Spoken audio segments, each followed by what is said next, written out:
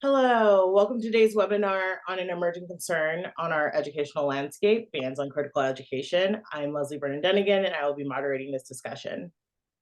Education, the foundation of societal progress, is intended to empower individuals and communities to thrive. The imposition of educational bans jeopardizes this fundamental right. Today, we delve into the complexities surrounding these bans, examining their implication, origins, and challenges to those committed to education and societal justice. So the first thing is that we're going to be talking about what an educational ban is. These bans are governmental or institutional directives that restrict or prohibit access to certain forms of education, curricula, or knowledge. Whether motivated by political, cultural, or ideological factors, educational bans have far-reaching consequences that demand our attention and understanding. For example, in 2022, Governor Ron DeSantis in Florida introduced a special statute on compulsory K-12 historical educational curriculum. Under the statute, African American history should include roles and contributions of individuals from all walks of life and their endeavors to learn and thrive throughout history as artists, scientists, educators, business people, influential thinkers, members of the faith community, and political and governmental leaders, and the courageous steps they took to fulfill the promise of democracy and unite the nation. The statute goes on to define the curriculum to include the vital contributions of African Americans to build and strengthen American society and celebrate the inspirational stories of African Americans who prospered even in the most difficult circumstances. But it also includes that classroom instruction and curriculum may not be used to indoctrinate or persuade students to a particular point of view inconsistent with the principles enumerated in the statute. The scope of educational bans is vast and multifaceted. From censorship of textbooks to restrictions on academic freedom, these bans manifest in various forms across different regions and contexts. Today, we'll explore some of the most prevalent examples, shedding light on their impact from both a micro and macro lens. Today's webinar aims to dissect the underlying factors driving educational bans, analyze their effects on learning environments, and explore strategies for mitigating their adverse consequences. Through insightful discussions and expert perspectives, we hope to equip you with the knowledge and tools necessary to address these pressing issues. Our first presenter is Karen Kerr, a social foundations of education scholar focusing on equity access to quality K-12 education for all students, following the guidance and scholarship of women of color, feminisms, and utilizing the lenses of critical whiteness and critical race theory pedagogy. Karen seeks to influence education legislation through critical policy analysis and scholarly activism. She's also a proud member and researcher in the National Center for Research on Educator Diversity Research Practice Partnership. Under the leadership of Dr. Connor Geis, the collective seeks to increase ethno-racial diversity in the teaching profession through shared scholarship and reflective practice. Karen was a K-12 educator for 11 years, earning her Master's of Education degree in Social Foundations of Education through the University of Virginia. She's been a full-time lecturer in the education department at Roanoke College for the past 4 years, educating pre-service teachers and education studies undergraduate students. She is currently a PhD candidate at Virginia Tech. Please welcome Karen. Thank you. Thank you, Leslie, for that introduction. This research that I'm going to share today stems from two projects. The first is a cross-disciplinary theoretical piece that I wrote with a scholar in applied behavioral analysis, highlighting the importance of critical race theory, and henceforth I'll just call it CRT, and culturally relevant pedagogy for marginalized student populations. The second project is a book chapter that will be out in July, shameless plug. It utilizes qualitative methods for a critical policy analysis. And this is a compilation of essays of people who study similar things that I do. The work I will present today will show how white supremacy and colorblind racism are written into education policy and how enforcing bans on critical pedagogy undermines equitable and liberatory pedagogical practices that benefit students of color and marginalized groups of students. To begin, I'll walk through what I mean by liberatory pedagogies and how we know they are effective pedagogies for students of color in particular. Next, I'll provide background for the anti-CRT policy push. Then I'll share my policy analysis of Virginia's Executive Order 1 under Glenn Youngkin and present my findings. And lastly, I will share suggested future studies to combat the ideological hegemony present in these policies. The concept of liberatory pedagogy stems from Freire's pedagogy of the oppressed.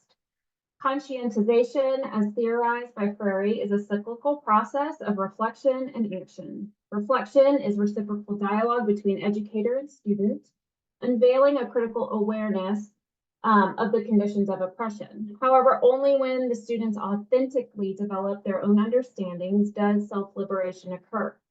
Freirean praxis also involves people's action upon their own reality. So that is the essence of liberatory pedagogy. However, in addition to that, I elevated Black feminist epistemologies, which, as described by Hill Collins, decenters white patriarchal ways of knowing and honors the knowledge generation of Black women as a heterogeneous collective. Hill Collins states epistemological choices about whom to trust, what to believe, and why something is true are not benign academic issues. Instead, these concerns tap the fundamental question of which versions of truth will prevail. Black feminist epistemologies highlight the importance of questioning whose knowledge is being utilized when engaging in anti-racist research. Audre Lorde addresses this in her revered essay, stating, "For the master's tools will never dismantle the master's house. They may allow us temporarily to beat him at his own game, but they will never enable us to bring about genuine change." Therefore, centering Black feminist epistemology is a fitting approach to dismantling the hegemonic discourse presiding over public schooling. Rather than relying on the master's tools, which are exclusive Eurocentric epistemologies that have legitimized the domination. Black feminist liberatory pedagogy exemplars that I used to highlight liberatory pedagogies include Bell Hooks and her theory of engaged pedagogy, Gloria Ladson-Billings' culturally relevant pedagogy, and more recently, Perlow et al. Released a book of various Black women's perspectives of liberatory pedagogies, and I was guided by their work. Liberatory pedagogies also fall under these names: ethnic studies, social justice education, community youth programs, and youth participatory action research, among others. Developmental psychologists created an instrument to measure critical consciousness in adolescence in order to empirically examine how critical consciousness, that tenet of Freire's pedagogy, liberatory pedagogy, influences developmental trajectories. The studies cited here found a correlation between critical consciousness and positive academic outcomes. As stated before, critical consciousness is a central component to liberatory pedagogies. So if we theoretically and empirically assert that liberatory pedagogies are beneficial for students of color and marginalized groups of students, then we can assert that banning these types of pedagogies inherently has negative consequences for these groups. So to give background to the start of these bans, let's revisit the summer of 2020. During this time, after the deaths of the murder of George Floyd, Breonna Taylor, and Ahmaud Arbery, social media and other media outlets were ripe with discourse surrounding the yet realized civil rights of Black Americans. Some might argue that critical consciousness began to emerge among all races. Conversations were happening in many sectors. A variety of the U.S. population was expecting public institutions, businesses, and entertainment to re-examine whether they were complicit in perpetuating structural or systemic racism in their practices. Many groups came out with equity statements, and institutions reorganized in order to address this. Things started looking up for scholars like us. However, and the Department of, in terms of Virginia, which is the policy in which that I examined, the Department of Education was tasked by the Democratic governor at the time, Northam, with the creation of a statewide school equity plan. Districts had to adopt these into their policies, and initiatives like Ed Equity Virginia and a re-envisioning of math curricula for equity emerged. Brewing in the background, however, were dissenting voices. Right-wing politicians and think tanks began writing backlash policy. Bettina Love calls this white rage, white backlash, attempting to flip the narrative that talking about race in and of itself was in fact racism. The Heritage Foundation, a conservative think tank, released model policies for the banning of critical race theory and anything critically examining race in schools. And states like Florida, Texas, Tennessee picked them up immediately. So this book was released in 2023. It takes a deep dive into the details of the time between 2020 and 2022 when these policies emerged. I recommend this if you want more detail as to what was going on behind the scenes. But the authors of this book claim that this pattern isn't new. And they state, that when white capitalist elite minority perceives a loss of power over its ability to accumulate more wealth, it strikes back, often using race as a wedge. The strategy, policy distraction, relies on racially coded messaging that fuels fear and resentment of people of color and other marginalized groups, stokes distrust of government, and promotes trust in free market approaches. So after Youngkin was elected and took office, he immediately released his first executive order. Banning CRT was his first order of business. So as a scholar who centers critical race theory, Black feminist thought, and critical pedagogy, I felt a pull to dive deep into this policy. Upon my first reading of the document, I knew so much of what was being claimed was inaccurate, but I wanted to do a thorough analysis in order to make claims that this policy would cause harm to marginalized communities. So I engaged in a critical policy analysis through several lenses. Critical policy analysis asserts that the context of any policy is integral to its analysis. Thus, I first analyzed the policy with Weaver-Hightower's policy ecology model, identifying contextual factors such as actors, processes, systems, and interactions regarding the policy. I then engaged in what intersectional researcher Evans Winters describes as theoretical triangulation by analyzing the policy through the lenses of these three forms of discourse study. And after examining the policy line by line, I coded, categorized, and then collapsed the categories into themes. So the first theme that came out of this policy is neoconservative ideological hegemony. Giroux defines ideological hegemony as systems of practices, meanings, and values that provide legitimacy to the dominant society's institutional arrangement and interests. Ideological hegemony in EO1 is evident through the following discourse tactics. Polarization through positive self-descriptions and negative othering of groups. Strategic use of pronouns, our, ours versus them, their, and asserting evaluative claims of norms and values. For example, EO1 states, our children deserve far better from their education than to be told what to think. Polarization is utilized in this statement by creating a positive self-image and a negative other. For example, ours, children, are being indoctrinated by those, they, them, who teach critical race theory. This technique is used several times throughout EO1 to justify what Apple calls neoconservative tradition as opposed to criticality. Ideological hegemony is also present in how EO1 defines CRT. EO1 states inherently divisive concepts like critical race theory and its progeny instructs students to only view life through the lens of race and presumes that some students are consciously and unconsciously racist, sexist, or oppressive, and other students are victims. This statement names individual acts as the cause of racism, sexism, and oppression, which is vehemently challenged by CRT, which asserts that racism is not just individuals behaving badly, but how US society is structured. Lastly, executive orders as a whole are imbued with power and authority.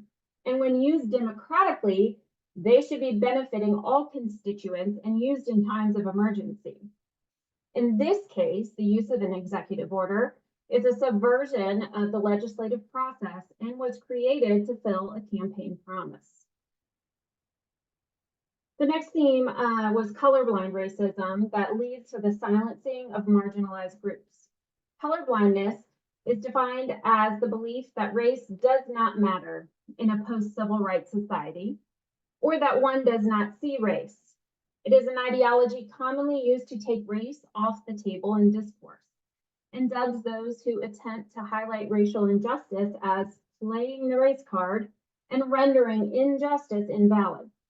According to Bonilla Silva, colorblindness is a tool for cementing the racial order of white dominance.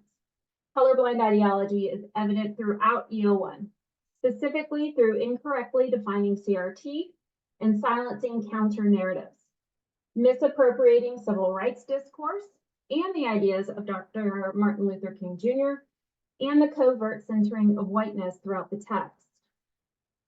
Calling CRT inherently divisive indicates a colorblind interpretation of the theory. In reality, true division is occurring because colorblindness silences counter stories of discrimination and systemic racism experienced by communities of color, thus marginalizing these groups. Bonilla Silva describes colorblindness as a post-civil rights era form of racism and relates it to ideological armor that allows the centering of whiteness. The covert centering of whiteness is apparent in the misappropriation of both the language of the Civil Rights Act of 1964 and of Dr. King's speech.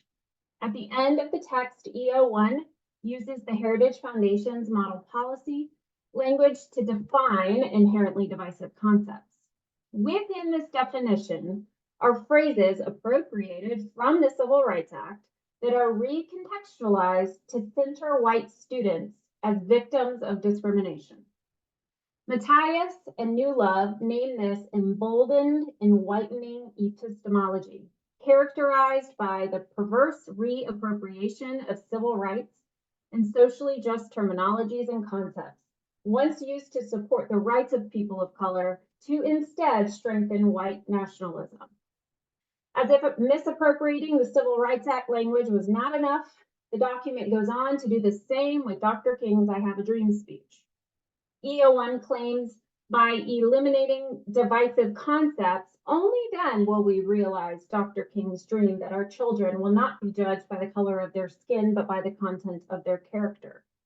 In truth, given the context of Dr. King's activism in the civil rights movement, it is unreasonable to claim that Dr. King adhered to a colorblind ideology. By decontextualizing Dr. King's statement, EO1 furthers a colorblind agenda in order to cement white supremacy in Virginia policy. The ideological hegemony embedded in EO1 is an attempt to silence marginalized groups and retain a status quo of white supremacy. The pedagogies described earlier, the liberatory pedagogies, center the lived experiences of people in marginalized groups, with the aim of aiding the development of critical consciousness that leads to liberation from oppressive sociocultural conditions as described by EO1. Liberatory pedagogies are tools of resistance, and banning them is an act of white supremacy and ideological hegemony. So I have a few suggestions in terms of what can be done from here where we stand today. And there are several studies I suggest here. Number one, to empirically examine liberatory pedagogies and student outcomes to increase our evidence base of its effectiveness. Another area I would suggest is that we empirically examine the impact of these bans on marginalized communities. There are some legal arguments to be made first, and I think there are definitely legal scholars here doing this, that the Civil Rights Act of 1964 is being violated through the bans. And then I found this interesting finding from Dee. Dee found that while legal precedent says that that teachers' First Amendment rights are not being upheld in courts, there is precedent for defending students' rights to know, and that's in the Gonzalez versus Douglas case in Tucson in 2017 when they tried to eliminate the Mexican Studies program, which is an ethnic studies program. The student won that case that they had the right to the information. And finally, Because the Heritage Foundation's model policy made it into over 20, maybe 30 states, I don't know the exact number, continual critical policy analyses on these bans are really important.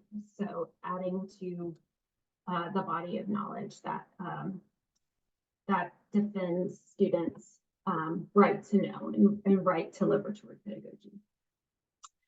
Some resources should you want to dig deeper into the topic. Critical race theory and its critics came out 2023, as I mentioned. This is the Wodak and Meyer book I used as methods to critically analyze a policy. This Divide and Conquer book is coming out in July and has several chapters related to this topic.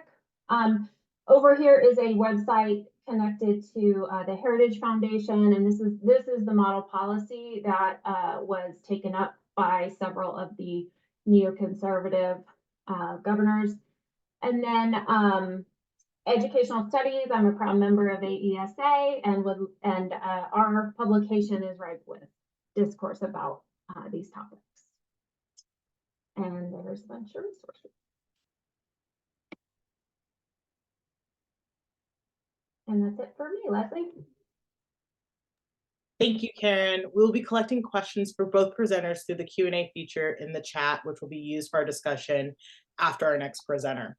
Our next presenter is Glenn Adams, who's a professor in the psychology department at the University of Kansas and currently acting as interim director of the Kansas African Studies Center. He served as a Peace Corps volunteer in Sierra Leone after completing his PhD in social psychology at Stanford University. His graduate training included 2 years of field research in Ghana, which provided the empirical foundation for his research on the cultural psychological foundations of relationships. His current work builds on this foundation to investigate the coloniality of knowledge and psychological science and to articulate models of human development and ways of living that promote sustainable well-being for broader humanity. Please welcome Glenn.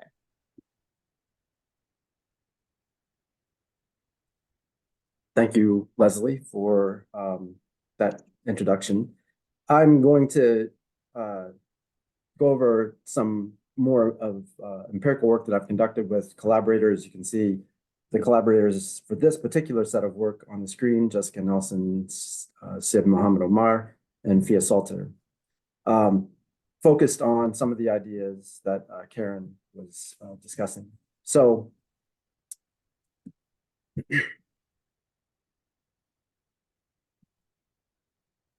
I think that a lot of the research or the connection here proceeds from the idea that critical race theory principles, a fundamental principle, is this idea about the systematicity of racism. The fact that racism is not sort of, as psychologists have studied it, a kind of prototypically individual prejudice, but instead is something that's inherent in the structure of American society. It's core to what the United States is. It's core to what Eurocentric modernity is. You can't talk about Eurocentric modernity or the United States without talking about the racism that contributed to its rise, but also continues to it, or contributes to its continued existence.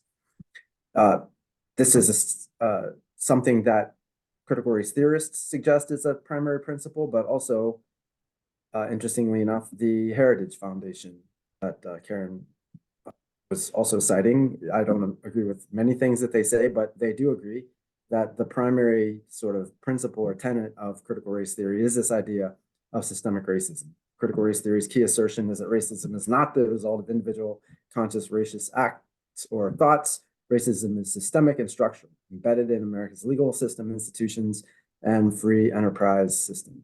It imposes whiteness as a norm. So this is important because just as more generally, there tend to be sociocultural variation in the amount or the degree to which people perceive racism in American society. There's especially a pronounced, this general difference is especially pronounced for systemic manifestations of racism. So on the left, you can see evidence from a US News and World Report poll asking people, do you believe there's systemic racism in America? And you can see that people who report their ethnicity as white tend to indicate agreement with this statement to a much lesser degree than people from a variety of other ethnic groups in the United States. Interestingly, in this particular case, the majority of white participants did say that they believe there's systemic racism, but still at a lower rate. On the right, you have an earlier poll from the Pew Center for the People in the Press. And in this particular case, they asked people, how much do you think our country has made the changes needed to give Blacks equal rights with whites? This was something they asked American respondents. And the thing I want to note here, of course, is the same kind of pattern. So white respondents think that the country has already made or will eventually make the changes. Black respondents are more likely to think that that the country has not made these and may never make them. Now, the thing I want to point out about this, though, is the way that conventional understanding of this sort of group difference emerges. This is sort of the place where a lot of my research on this topic has taken off. There tends to be a discourse of when talking about the sociocultural variation in perception of racism. There's a difference, and what happens in any case of difference is that people often try to explain what they consider to be the deviant from a norm. And it won't surprise you to note that in American society as a whole, and psychology as a field, and much of social science and academia, people kind of take white experience as norm and see, in this case, Black experience as a deviation from that. So even in this Pew Center poll, which you might think is somehow more progressive than many kinds of media sources, they still construct this difference in terms of things that Black people do. They say many Blacks are skeptical that the country will eventually make the changes necessary for racial equality, instead of an equally appropriate or perhaps more appropriate title like whites are amazingly gullible in thinking that the country will make eventual changes necessary for racial equality. And so this research tries to take a different starting point. You might call this starting point Southern theory, or my colleague Coleman calls it an Africa-centering psychology or an Africa-centering perspective. The basic idea is that instead of taking a sort of white or white American standpoint and understanding the world from that perspective and looking out at others as the phenomenon that need explanation, this kind of perspective says, no, let's center the experience of, in this case, people of African descent in the United States as a, not as a kind of knowledge about, not as content about a particular set of people, but rather as an epistemic location or a standpoint for rethinking that hegemonic account, for rethinking the history of the United States, the status of racism in American society. And I think this is a lot of what a critical race perspective is trying to do. It's trying to take the epistemic foundation for discussions outside of a white interested frame and putting it in the lived experience of people, what we would say in the United States, people of color. So in trying to do that, the research I'm going to discuss today, we said or set out to think about why it is that white folks tend to perceive less racism in American society. Why is it that they fail to see something that might otherwise be obvious? And you can think of this in terms of two general processes. One involves motivation. So white Americans may be motivated to deny racism for various identity defensive reasons. And it's not merely kind of identity valuing or self-identity theory, social identity theory kinds of self-validation, but also kind of a more resourceful, foundational material investment in whiteness that we're talking about here by identity defensive perception. White folks are interested in preserving a sense of themselves as good, but also preserving the advantages that they receive from the current arrangement of society, and admitting the systematicity of racism might be threatening to them.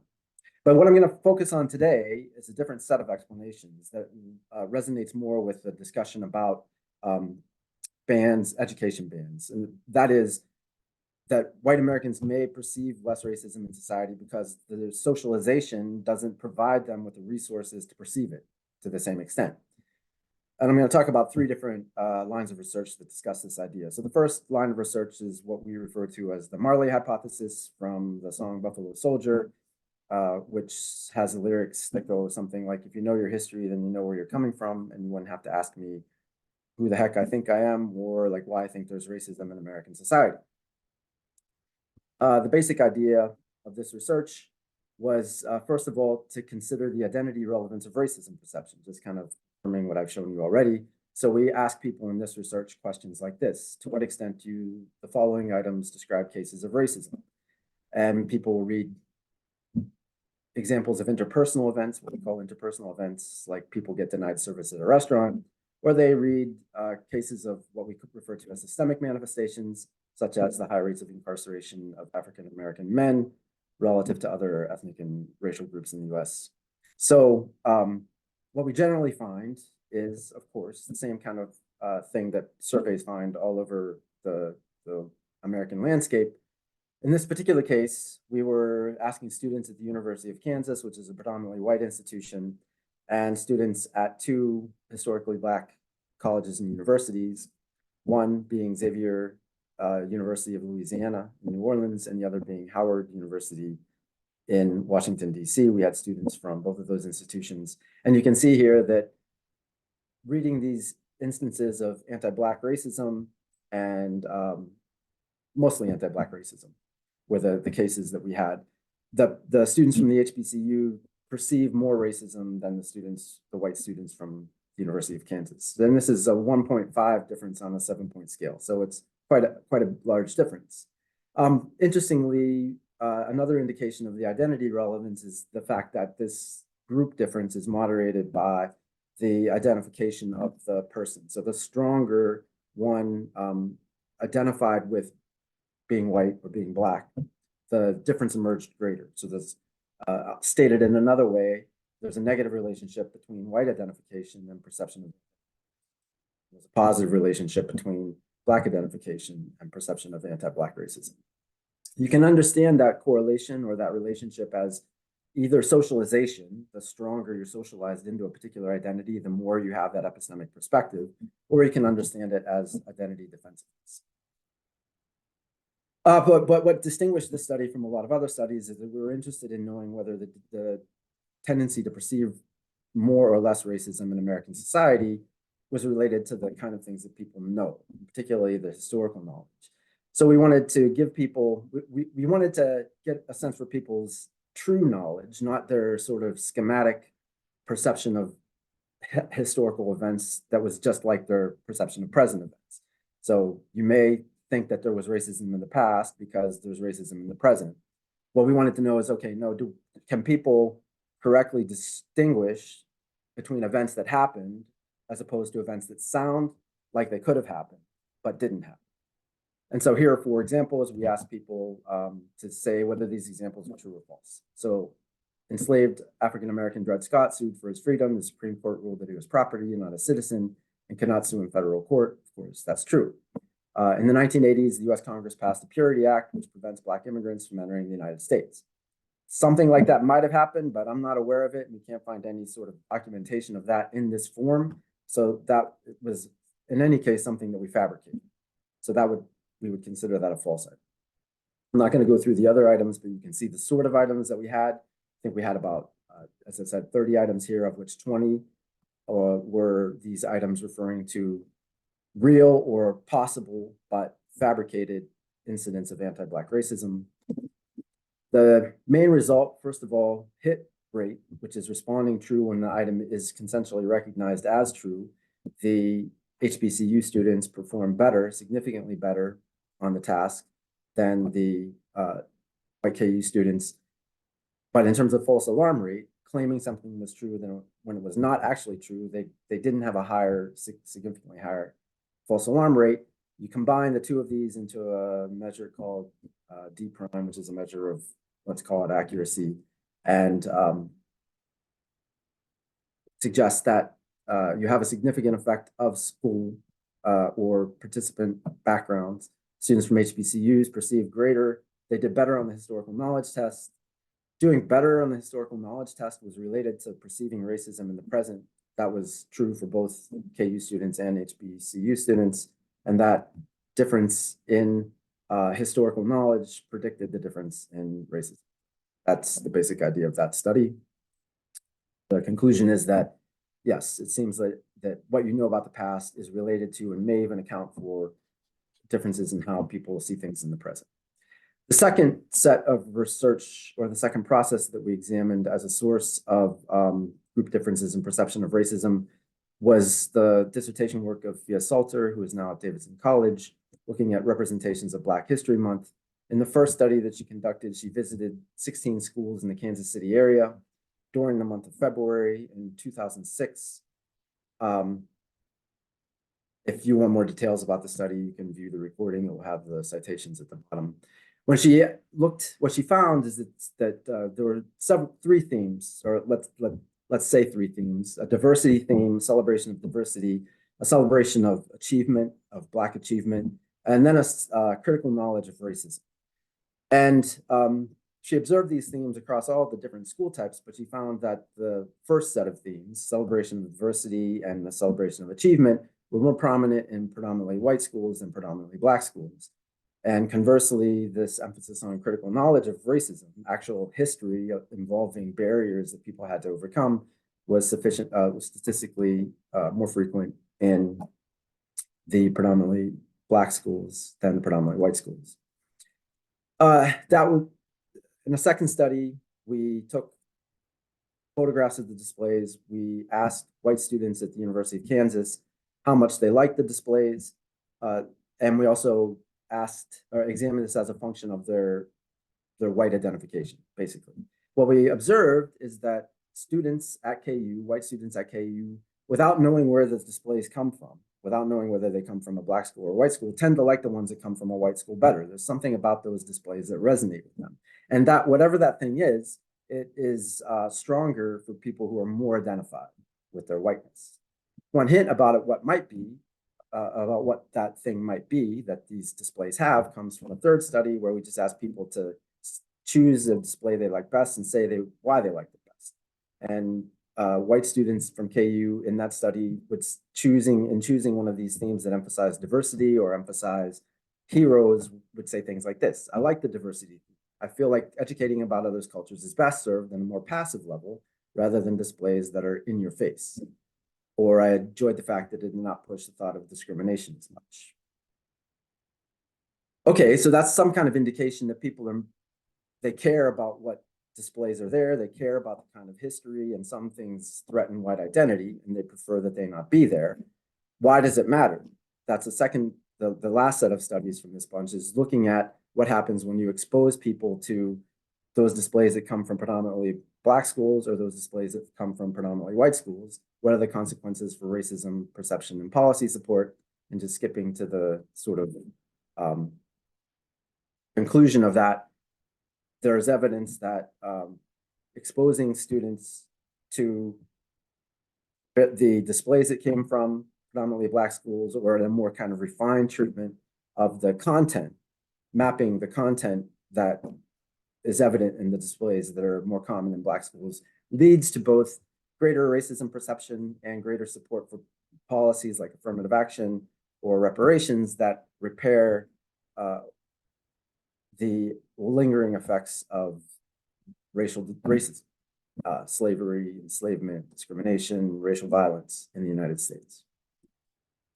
The final empirical example I'm going to share with you is the master's thesis work of Syed Muhammad Omar, looking at the actual conception of racism. Here, looking at this idea of a systemic understanding of racism and what people think about that idea. As you can see, there's also a difference in the US such that white folks tend to not think of racism, or tend to think of racism as something systemic to a lesser extent than do, in this case, people of African descent, in the case of the Pew Center poll on the left. In one of the studies that Omar conducted, you can see this pattern here. He's not asking people to choose between the two. He's asking to what extent they endorse an interpersonal understanding of racism, to what extent they endorse systemic understanding. You can see that there's not much difference between Black participants and white participants in terms of an interpersonal understanding. There's no difference in endorsement, but the systemic understanding is the one where you see this difference. White folks endorse a systemic understanding to a much lesser extent. In this thesis work, Omar tried to manipulate the extent to which he tried to manipulate this conception of racism. He tried to induce people to take a systemic understanding of racism. I won't go over this. I'll just take my word that that's what he tried to do. And in the interpersonal racism condition, you find a pattern that's very much like the pattern I just showed you. No difference in endorsement of an interpersonal conception for Black participants and white participants, but a statistically significant difference in the endorsement of a systemic conception of racism. What was the effect of the systemic condition, the systemic treatment, telling people that racism is a systemic thing? For Black participants, it led them to increase the extent to which they endorsed the systemic conception. That's what one might imagine that a systemic treatment might do. You might get you to endorse this idea more. But this is not what happened for white participants. When you tell them that racism is a systemic thing, participants in this study endorse that conception less, seem to react against this as a threatening thing and endorse it less. And as a function of that lower endorsement, tended to indicate less perception of racism against people of color, particularly people of African descent, but claimed more racism against white participants. So to summarize, evidence suggests that white Americans resist a systemic construction of racism as a form of identity defensive motivation. And this resistance manifests not only as an individual level denial of systemic racism, but also, and more importantly for our discussion today, as support for collective level creation of cultural ecologies that reproduce white ignorance and thereby serve to reproduce white supremacist global domination. And to end, I want to return to this theme of please think of the children. I think in Karen's discussion, she made a good case for why these policies designed to ban CRT from schools harm children from various racially marginalized groups. I'm going to make a bit of a case today that they also harm the white kids that people may think they're trying to somehow protect. First of all, I would say that to make the point again, that these education bans are epistemological tools for the reproduction of white ignorance and white supremacy. Charles Mills, who I've cited here, makes the point that we think of ignorance not in terms of lack of knowledge. He really emphasizes the idea that ignorance is a kind of knowledge. It's a kind of knowledge that makes it easier to not know things that might otherwise be obvious. What's happening in the schools is not like trying to take things, not like trying to create an absence of knowledge, but trying to tell a story that makes it harder to perceive things that might otherwise be obvious if that story weren't there. So it's not like there's not an ideological narrative already in place, which all of you know, I know, but this is not the story that they tell when they're saying that people are being indoctrinated. They're not talking about their own forms of indoctrination. The second point, education bans serve motivations of delusional self-enhancement rather than reality-based self-improvement. And this, I think, is the important point to emphasize when we're thinking about education. The point of the CRT analysis is not indoctrination, but to educate people about a reality-based story. And people are imposing bans in the service of a kind of delusion. They prefer to be detached from reality in the service of self-enhancement than to consider what they need to know to make themselves better. Here I'll end by sharing a comment of a student a white student at KU who suggested that they liked, when we asked to choose a display, chose one that came from chose one that emphasized the Tuskegee Airmen. So they talked about racism in this particular display. The student said, there's a picture of 2 Tuskegee Airmen, and they not only represent Black history, but American history themselves. They defied the odds to do what they did, not only to be recognized by African Americans, but America also. We acknowledge what past struggles have been made for African Americans to give us all the strength to continue to do better as a people, a self-improvement motivation rather than delusional self-enhancement. Thank you.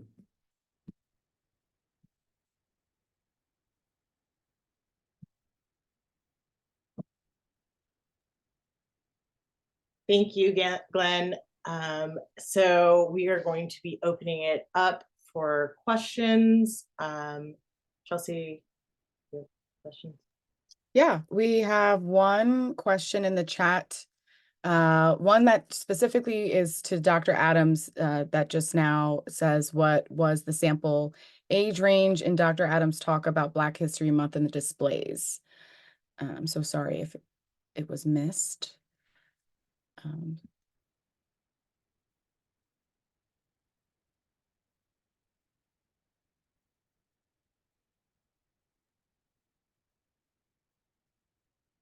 Okay, so first of all, the first question concerns the sample range in the Black History Month study.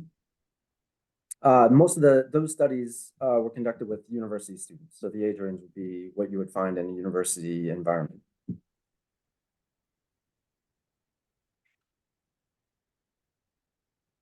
All right. I think that's it. Yeah.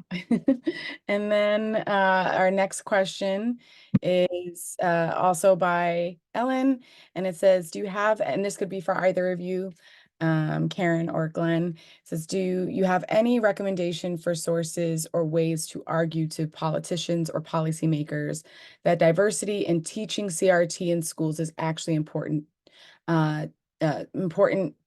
to and can help the economy? So the studies that I mentioned that empirically examined critical consciousness in students, that was the Deemer and Sider et al. Studies. They did find positive trajectories for the students. So I guess you could argue, that if their academic outcomes and trajectories were strong, that could be somewhat tied to the economy. But I don't study economics as much. So Glenn, do you have another suggestion? I mean, I think that many of us, in thinking about what is adaptive, whether it's economically adaptive, healthful adaptive, we tend to think that some encounter with reality is better than delusion. I mean, there's some evidence that delusional optimism is sort of better for you in that you're happier and you try to do things, maybe try to conquer other places and enslave people. But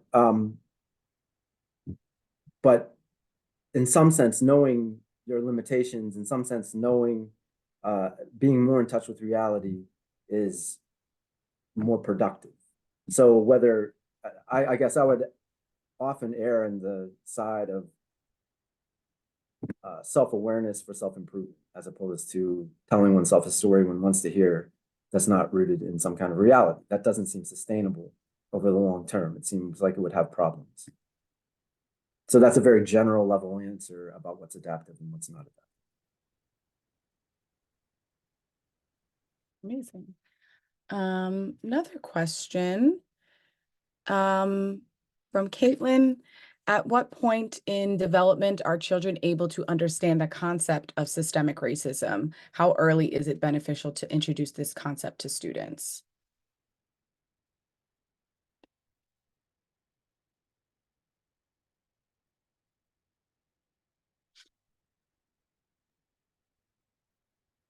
I'm not an expert on this question myself. There may be people in the audience who know the answer to this question in a way that's backed up empirically. I think I've read that it may be possible for kids to understand that idea at a relatively early age. What I would say, though, is that partly, I don't know how much I would necessarily point to something that's developmental, like about brain development per se.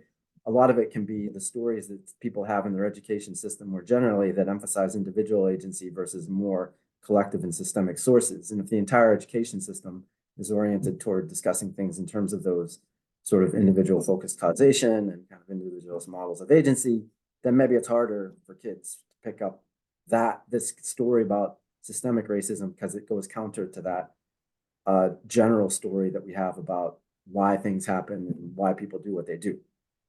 It may be less difficult to understand in a different context.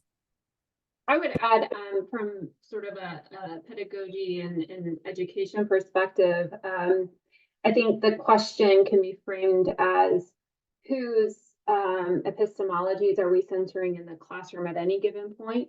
So is the source of who wrote the book, whose perspective am I perpetuating at any given point?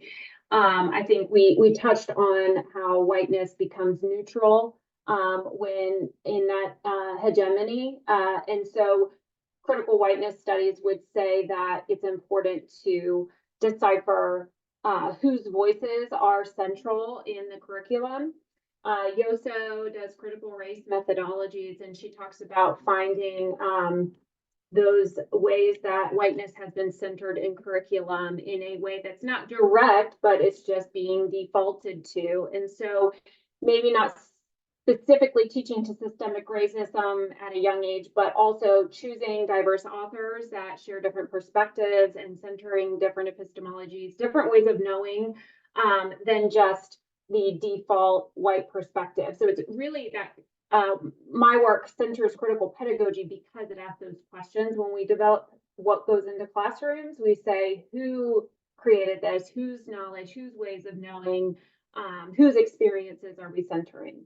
And so I think we see that more at different age appropriate books. And I think literature is one of the main connectors to other people's experiences. When Rudy and Sims Bishop's Windows, Mirrors, and Doors is a really good example of that. I think that hits it a little bit more developmentally appropriate than maybe talking directly about the sociological systems that perpetuate racism. Yeah, I think there's a lot to this question, and I think that set of things that Karen just mentioned is very important to note. Like, who's are we talking about when we talk about, like, is it developmentally appropriate? Like, whose harm are we talking about? Is it not harmful to people from a certain perspective if a huge chunk of their experience, we don't represent it, or if there are stories that are portraying their experience in a pathological light because it's told in a way that preserves the enhancement of someone else? Isn't that somehow problematic, that we're sacrificing the well-being of some for the well-being of others?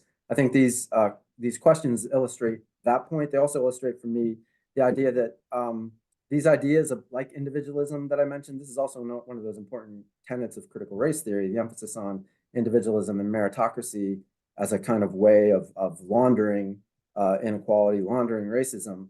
Those kind of models of agency that we often talk about in psychology and cultural psychology without as kind of cultural developments divorced from political economy. I think you have to put the political economy back in. And this is what a critical race theory or decolonial analysis does, is to highlight the racialized origins of things like individualism. Thank you for that. Well, in response, I think, to the previous question as well, we have a comment in the Q&A that says, I have work showing that by at least age 8, some kids of all races are able to report understanding of and the support of systemic explanations for Black and white racism in the US. So I think that's helpful and speaks to what we were just talking about. Another question is, do you think that a course, for instance, in Black psychology, should be a requirement for all psychology students at all colleges, just like a Psychology 101 course, or maybe even different ethnic groups? And, what are your opinions on that or thoughts on that? I will speak to kind of like Glenn was saying earlier. I would argue, I'll let him speak to the psychology side of things, but I would definitely argue that the history is also really important. Showing in his study where he showed all those facts or fabricated statements, I find that, and this is just anecdotal, that students struggle to recall basic history. And so I would prioritize probably Black history or just the full story of American history over that, but speak to the psych side for us. Yeah, I think this question gets, I think, at the heart of what is the kind of African American studies, Black psychology, African studies. What is the heart of that project? And I think, as I tried to say very quickly, I don't think that project, I don't think of that project as necessarily knowledge about. It's not like studying some group of people under a microscope as if a specimen. So a version of Black psychology, I remember that my colleague Thea Salter, who I mentioned earlier, was trying to develop a Black psychology course at the University of Kansas while she was still a PhD student. And her idea about that course is like, look, on the first day, and I'm sorry, Thea, if I'm sort of butchering the anecdote here, but the general idea is to say, like, on the first day, yeah, of course, a lot of folks here, you're going to be taking this class because it speaks to your experience, but this is not just a class about kind of looking at Black folks and what they have done in and about psychology. Rather, it's looking at psychology in general and how psychology functions from the epistemic perspective of Black experience. So taking a Black psychology course in this view would teach people as much about the history of America, as much about whiteness as it would Blackness, because you would see whiteness as a culturally, historically, racially produced thing produced of violence, thing that produces violence, as opposed to just kind of an identity category, which is sorely lacking from the current analysis. Thank you. We have a little bit of a long question here, so I'm going to just break it up into a couple of parts. But one attendee says, it is clear that conservative lawmakers can use this CRT issue to demonize the left and chill speech. However, can we consider the possibility that some forms of CRT have been misapplied in schools, incorporated in age-inappropriate ways, and in some cases can be confusing or disempowering to children? In other words, could we be curious about common ground as well as real and warranted critiques? So yeah, I guess that last part kind of sums it up. Is there any truth or any warrantedness to this critique of CRT?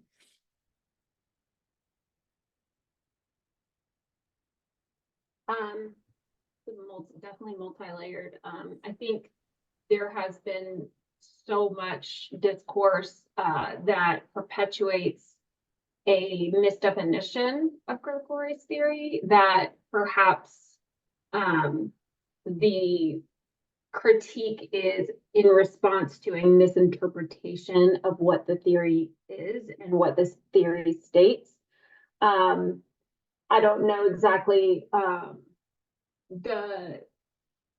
I would probably need to see more like particular of a situation to know if it was misapplied or not.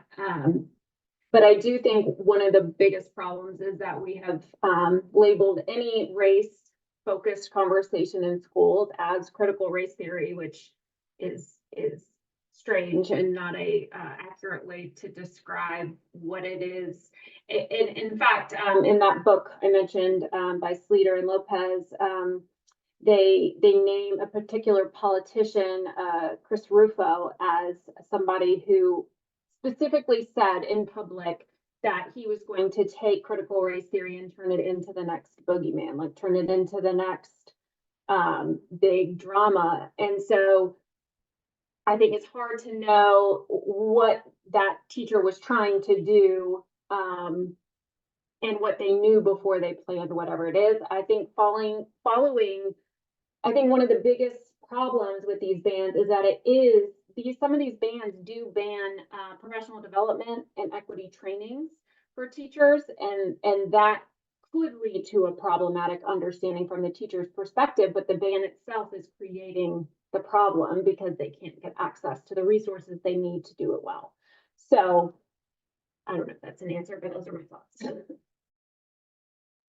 Yeah, I mean, I had a response that was similar to that, in that in many cases, there may be things that people are doing. So one question is, are people doing the things that people claim to do? That's one question. And maybe people are making some stuff up and saying that this is happening. On the other hand, but then the second thing is that maybe people are doing things that they themselves are calling critical race theory. So there could be other people calling these practices critical race theory. There may be people doing things that they think are the appropriate thing to do, and they're claiming that it comes from a critical race perspective, but they may not be very well versed in it. So one thing that one might say is, rather than like ban it, as Karen was suggesting, maybe we should have, actually spread it more or teach it explicitly so that people actually understand what it means and then apply it more faithfully in their practice, which of course is not what people who are making these complaints want, but. All right, we are at the hour. So Leslie. Thanks. As we are concluding our webinar on bans in education, I'd like to take a moment to reflect on the insights we've gained and the importance of our collective efforts in addressing an emergent and immediate issue in educational policy. I encourage you to explore additional resources on educational plans and related topics. Keep the dialogue alive within your communities and networks to advocate for a change in educational policy. I want to thank our esteemed panelists for their invaluable contributions and expertise. Your insights have enriched our understanding and inspired us to advocate for equity in education. I also want to thank our audience members for your active participation and thoughtful engagement. Your questions, comments, and perspectives made this webinar dynamic and very impactful. As we conclude, I urge you to continue the conversation beyond this virtual gathering. Let's remain vigilant in our fight to keep education a fundamental human right, free from censorship and restriction. Each of us has a role in fostering inclusive and accessible learning environments. Thank you.